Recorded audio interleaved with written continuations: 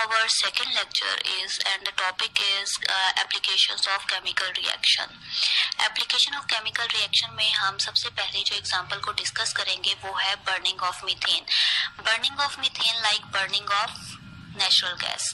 Natural gas जो है वो हमारी डेली लाइफ में बहुत सारी जगहों पे जो है वो हम इस्तेमाल करते हैं.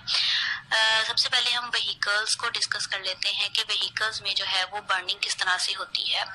व्हीकल्स में जो है वो फ्यूल का इस्तेमाल किया जाता है और वो फ्यूल जो है वो डिफरेंट गैसेस की प्रेजेंस में बर्न होता है और हमारे पिस्टन को जो है वो एनर्जी प्रोवाइड करता है जिससे हमारा जो व्हील है वो रन करता है. नेक्स्ट हम हाउसेस की बात करते हैं तो हाउसेस में भी हमें एनर्जी की जरूरत होती है और वो एनर्जी कौन प्रोवाइड करता है? नेचुरल गैस प्रोवाइड करती है. नेचुरल गैस क्या करती है कि वो बर्न होकर फूड को कुक होने में मदद करती है. फूड इस तरह से कुक होता है और फूड की कुकिंग के लिए एनर्जी का होना बहुत जरूरी है और वो एनर्जी कहाँ से मिलती है? With the help of burning of methane या बर्निंग ऑफ नेचुरल गैस. अब हम इंडस्ट्रीज की बात करते हैं तो इंडस्ट्रीज में भी हमें एनर्जी की जरूरत होती है to produce electricity, to heat up different materials. तो इंडस्ट्रीज में भी हम बर्निंग के प्रोसेस को यूटिलाइज कर सकते हैं. नेक्स्ट हम एप्लीकेशन जो है वो डिस्कस कर लेते हैं फोटोसिंथेसिस. फोटोसिंथेसिस इन प्लांट्स में अगर हम बात करें तो फोटोसिंथेसिस एक ऐसा प्रोसेस है जिसमें प्लांट जो है वो फूड प्रिपेयर करता है. फूड का क्या मतलब है? Food is like glucose. Food in the form of glucose जो है वो प्लांट प्रिपेयर करता है with the help of the process called photosynthesis. Photosynthesis के प्रोसेस में अब होता क्या है कि अगर हम इसके केमिकल रिएक्शन को देखते हैं तो उसमें कार्बन डाइऑक्साइड रिएक्ट करती है वाटर के साथ in the presence of sunlight and chlorophyll and convert into glucose and oxygen. अब ये जो कार्बन डाइऑक्साइड है ये वाटर की प्रेजेंस में रिएक्ट करती है और रिएक्ट करने से ये कन्वर्ट होती है ग्लूकोज में और ऑक्सीजन में और यही ग्लूकोज जो है वो प्लांट अपने अंदर स्टोर कर लेता है और ऑक्सीजन को रिलीज कर देता है for the utilization of humans. Humans क्या करते हैं? ऑक्सीजन को यूटिलाइज करते हैं टू रेस्पायर. अपने सांस लेने के अमल में ऑक्सीजन को इस्तेमाल करते हैं. अब नेक्स्ट जो आप देख सकते हैं कि ये जो इक्वेशन है ये बैलेंस्ड इक्वेशन है. अब आपको कैसे पता चलेगा? ये क्वेश्चन अराइज हो सकता है कि हमें कैसे पता चलेगा कि यहाँ पे 6 आना है, 5 आना है, 2 आना है.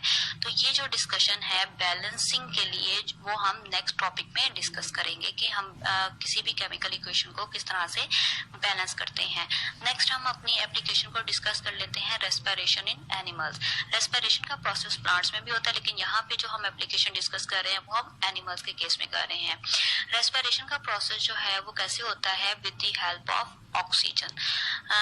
हमारे एनिमल्स के केस में एनिमल्स की बॉडी में भी जो फूड होता है वो in the form of glucose होता है. तो ग्लूकोज जो है वो ऑक्सीजन की प्रेजेंस में रिएक्ट करता है और कन्वर्ट कर देता है into carbon dioxide, water and energy. और ये एनर्जी जो है वो हम डिफरेंट एक्टिविटीज को परफॉर्म करने के लिए यूटिलाइज करते हैं. तो रेस्पिरेशन के प्रोसेस में भी क्या हो रहा है? केमिकल रिएक्शन हो रहा है. ग्लूकोज है वो कन्वर्ट हो रहा है carbon dioxide, water and energy में और ये किसकी प्रेजेंस में हो रहा है? ऑक्सीजन की प्रेजेंस में. यहाँ पे भी आप देख सकते हैं कि जो इक्वेशन है वो क्या है? बैलेंस्ड है. तो बैलेंस्ड केमिकल इक्वेशन को हम जो है वो इस्तेमाल करते हैं क्योंकि कभी भी ये ऐसा नहीं हो सकता कि रिएक्टेंट साइड पे नंबर ऑफ एटम्स जो हैं वो कम हो और हमारे पास प्रोडक्ट साइड पे नंबर ऑफ एटम्स जो हैं वो ज्यादा आ जाएं. जितने रिएक्टेंट साइड पे नंबर ऑफ एटम होंगे उतने ही प्रोडक्ट साइड पे नंबर ऑफ एटम्स जो हैं वो मौजूद होते हैं. नेक्स्ट हम अपनी एग्जांपल को डिस्कस कर लेते हैं फर्मेंटेशन. अब फर्मेंटेशन का प्रोसेस क्या होता है? फर्मेंटेशन को अगर हम डिफाइन करना चाहें तो फर्मेंटेशन को इस तरह से डिफाइन किया जा सकता है chemical reaction in which micro organism is used. इसमें जो है वो किसी भी केमिकल माइक्रो ऑर्गेनिज्म को जो है वो इस्तेमाल किया जाता है. वो माइक्रो ऑर्गेनिज्म क्या करता है कि हमारी रिएक्टेंट को कन्वर्ट कर देता है इनटू डिफरेंट प्रोडक्ट. लाइक अगर हम एग्जांपल में फर्मेंटेशन की एग्जांपल को डिस्कस करें तो उसमें हम मिल्क जो है वो यीस्ट की प्रेजेंस में, यीस्ट क्या है? एक माइक्रो ऑर्गेनिज्म है. यीस्ट की प्रेजेंस में कन्वर्ट हो जाता है इनटू योगर्ट.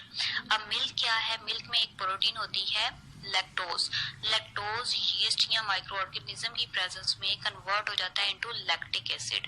तो योगर्ट में जो प्रोटीन पाई जाती है वो क्या है, लैक्टिक एसिड है। तो लैक्टोज को लैक्टिक एसिड में कन्वर्ट करने के लिए यीस्ट को इस्तेमाल किया जाता है और इस रिएक्शन को कहते हैं फर्मेंटेशन का रिएक्शन। तो फर्मेंटेशन के रिएक्शन में क्या हो रहा है, केमिकल चेंज आ रहा है, मिल्क जो है वो कन्वर्ट हो रहा है इनटू योगर्ट।